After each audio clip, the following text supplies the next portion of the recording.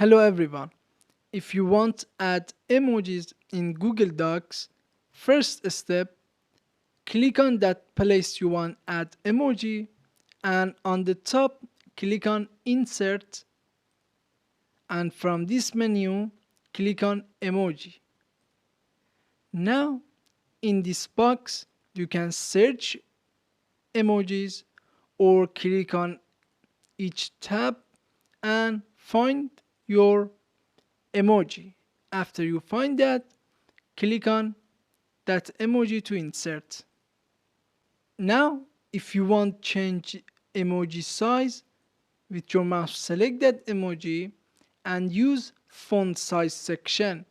You can put emoji size or use increase bottom or decrease based on your need. For example, I put number 50 and enter.